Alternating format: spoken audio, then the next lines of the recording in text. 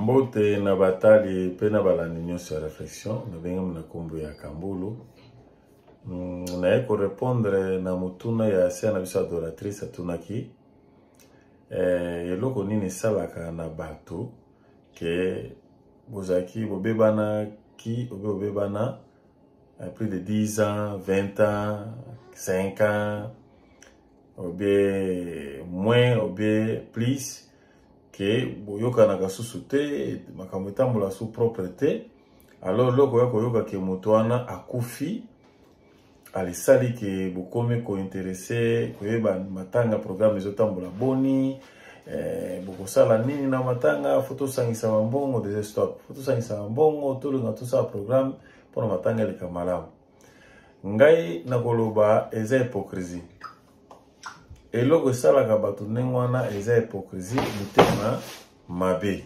Eloko wana yango esalaka bato selo makanisi na ngai. Pourquoi?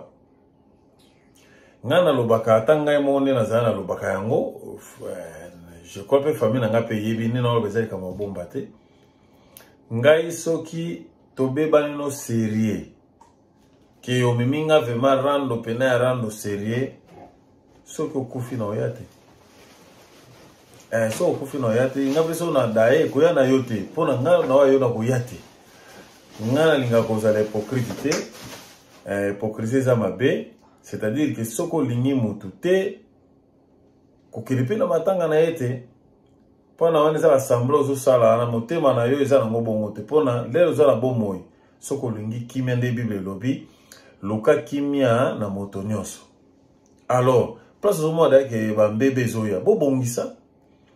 Ba mamse za kene bobongisi na bino mais système atindika chakar, c'est-à-dire que to bongisa ki mais to kangana ga susu mingi tende to zakili boso.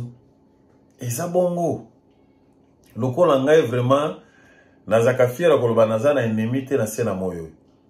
Ennemi azate moto pe na kana ke na kolobisa ga yesu sote ti liwana nga azate.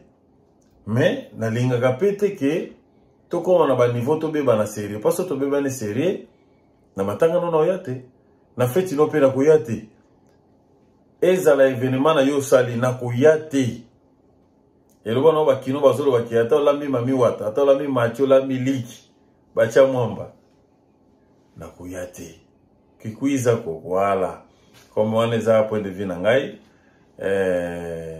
ngana oloba ke ekozala malamu toyoka na kana bosolo. Ce qui problème eza bosolo la mais ba ki mokolo to komi nango so ka mwambe ba vraiment pas pona izo nga ndenge ezaki et comme difficile, c'est-à-dire tout ça l'effort to be bana raté.